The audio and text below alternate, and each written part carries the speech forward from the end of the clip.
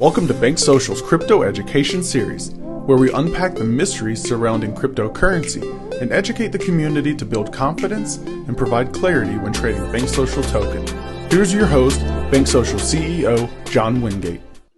Hey Arnav, how's it going? Welcome back. Good. How are you, John? I'm doing excellent. A fantastic day today.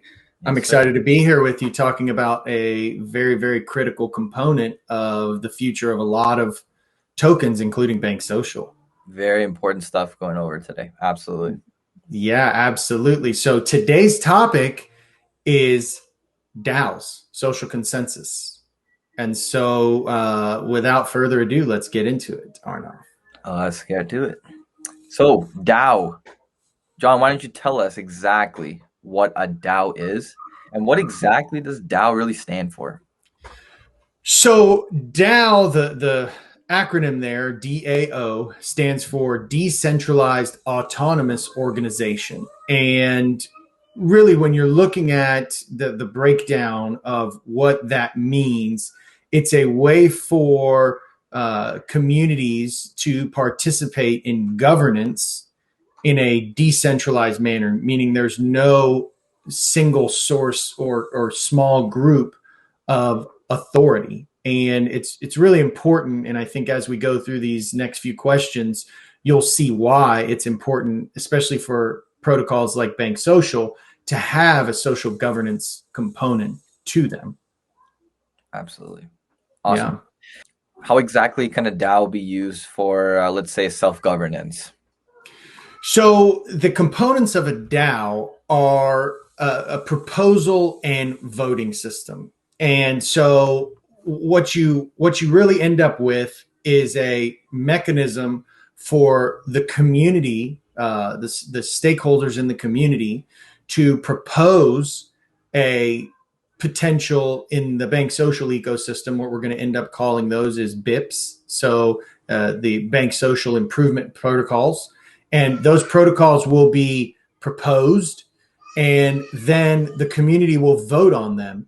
And the way they will vote on them, which we'll show a sneak peek of here shortly, is they'll vote on them through our DAO proposal and voting system. And typically, there's a bunch of different models for how this works in the just in the general framework of DAOs. But the way it typically works is that one token or a percentage of a token, it doesn't even have to be a full token, represents a voice or a share of voice in a proposal outcome.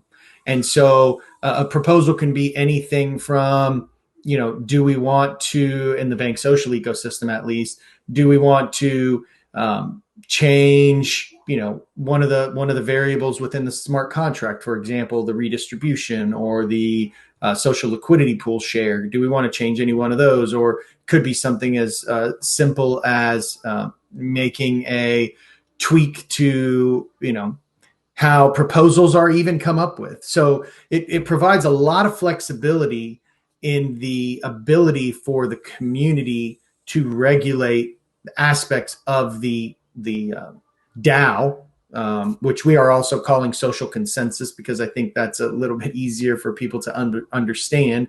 Really, we're talking about, when we compare a DAO to what we've been talking about in the BankSocial ecosystem, we're talking about social consensus and the ability for the social group, to come to consensus on something that they believe that the group or the community ecosystem needs to evolve to.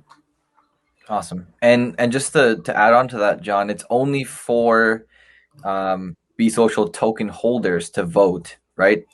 Exactly. Any person can't just vote. It has to be exactly.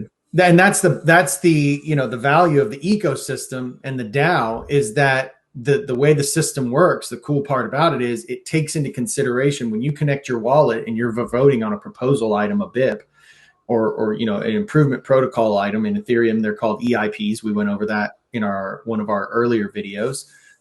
Whenever you have a proposal that's being voted on, only the people who have tokens that pertain to that particular proposal can get a share of voice. And that's really done to eliminate any outside interference by bad actors who would try to gain access to making a change to a proposal that they have no value staked in.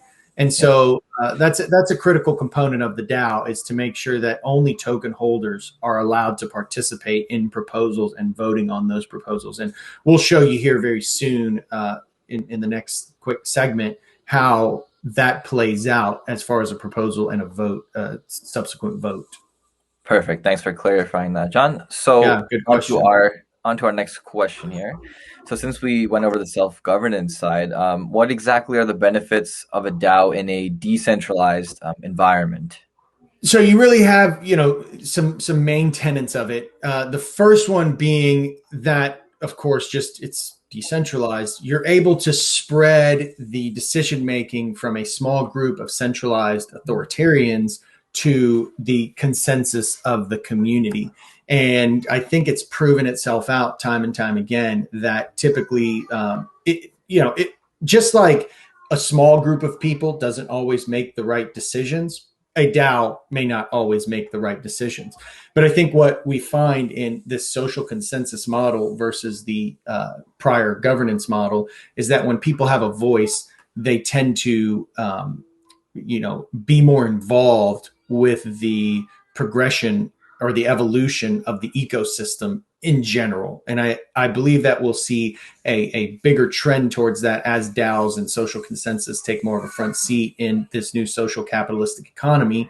But it also allows for a much simpler legal structure. Whenever you have a DAO or a social consensus network, really there's a spread of the decision making to everybody in that group. And so the structure for that is much simpler.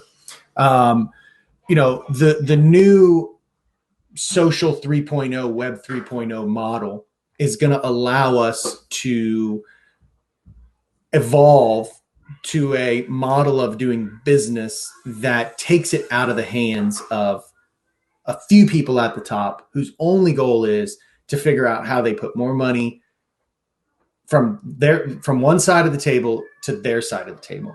And the DAO eliminates that type of thinking, at least from a perspective of a small group of authoritarians making that decision on behalf of a typically much larger set of shareholders or stakeholder value people in the system.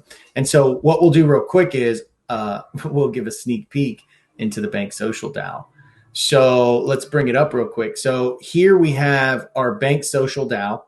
And you can see it's very, very simple because it doesn't need to be a complex system.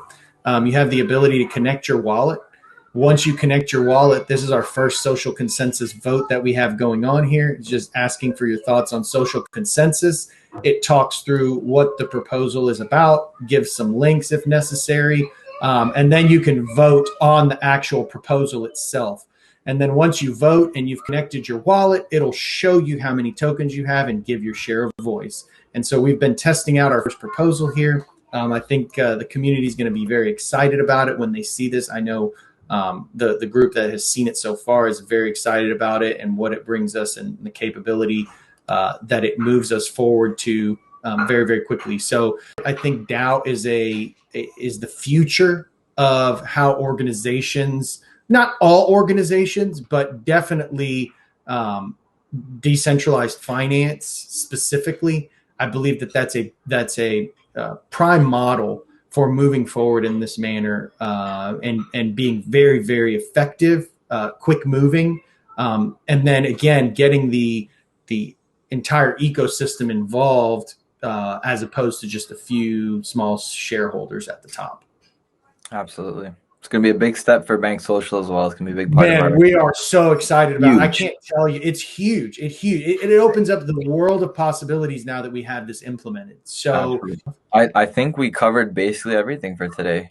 We'll see you guys very, very soon with some more details and educational tips on how to navigate the world of crypto. Thanks so much. See you later, guys. See you later. Bye-bye.